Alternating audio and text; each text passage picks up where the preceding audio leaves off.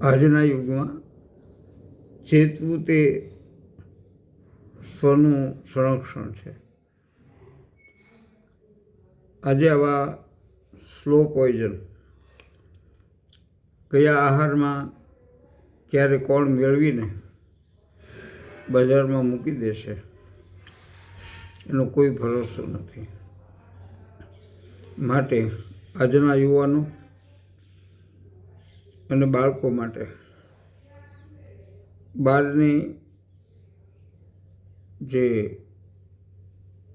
બહુ રુચિકર ખોરાક જેને ગણવામાં આવે છે એવા બધા ખોરાકો કોણ બનાવે છે,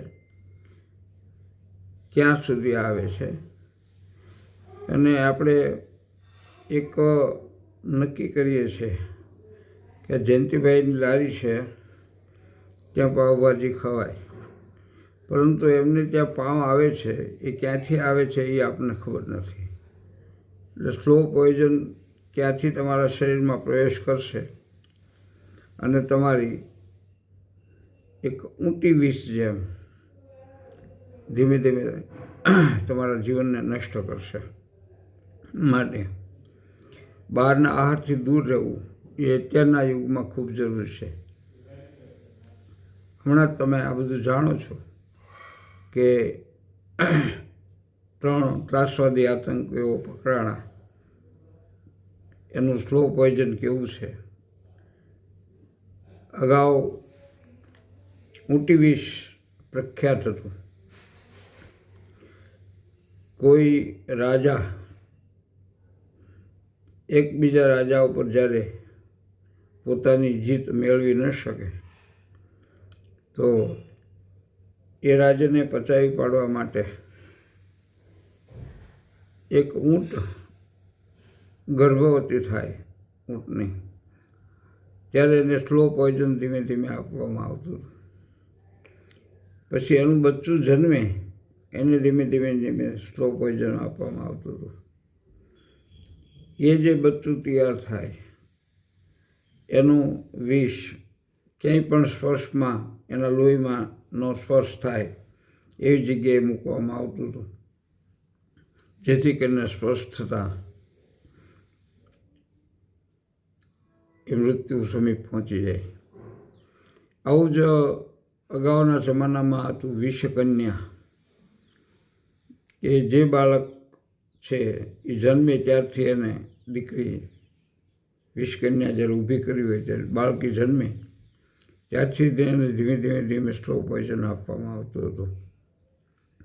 અને આ સ્લો પોઈઝનવાળી જે દીકરી છે એ ઉંમરલાયક થાય એટલે જેના તરફ અભાવો હોય કે વેરવૃત્તિનું વેરવાળું હોય તો આવી કન્યાઓ છે એને પરણાવવામાં આવતી હતી અને એમના સંબંધોથી સામેની વ્યક્તિ મૃત્યુ પામતી હતી. આ સમય હવે પાકી ગયો છે ચેતવાનો. તમને જે કાંઈ બજારમાંથી મળે છે એમાં એક બહુ ચેતવણીની જરૂર છે કે તમને ખબર નથી કે પાપડ કોણ બનાવે છે, ભૂંગળા કોણ બનાવે છે, બ્રેડ કોણ બનાવે છે, ટોસ કોણ બનાવે છે, ચોકલેટ કોણ બનાવે છે.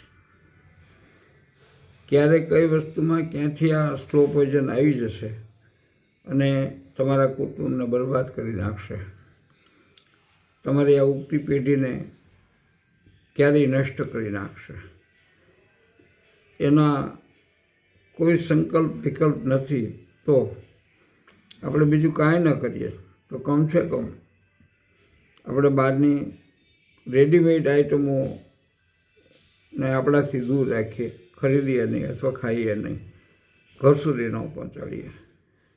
આપણને હવે ભરોસો નથી રહ્યો કે કોઈ ઠંડા પીણામાં કે બ્રેડમાં કે બિસ્કિટમાં કે ચોકલેટમાં ક્યાંય પણ આ સ્લો પોઈઝન જમા થઈ ગયું હશે તો નક્સલીઓ તો પકડાઈ ગયા, દેશને બરબાદ કરનારા પકડાઈ ગયા, પણ એણે ક્યાં મૂકી દીધું છે એનો કોઈ તમારી પાસે જવાબ નથી.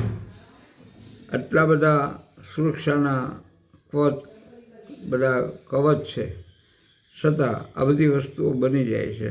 આજે દિલ્હીમાં બ્લોન બ્લાસ્ટ થયો તો આટલી બધી જાગૃતતા છતાં આ લોકો કેટલા સેન્સિટિવ હશે કે આ જનસમાજને નુકસાન કરવા માટે એ કેટલું બધું બારીકાઈથી એક ચોર છે એ તમે સૂતા હો અને છતાં તમારા બારી દરવાજામાંથી કરી જાય, તમે ઊંઘતા હો, તમે જે રૂમમાં સૂતા હો એ જ રૂમમાંથી એ કબાટમાંથી તમારા ઘરેણાં કાઢી જાય છે.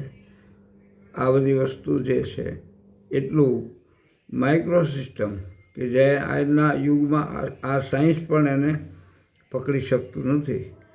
તો સૌને નમ્ર વિનંતી છે કે આપણા બાળકો અને આપનું કુટુંબ બહારના ખોરાકથી પર રહે.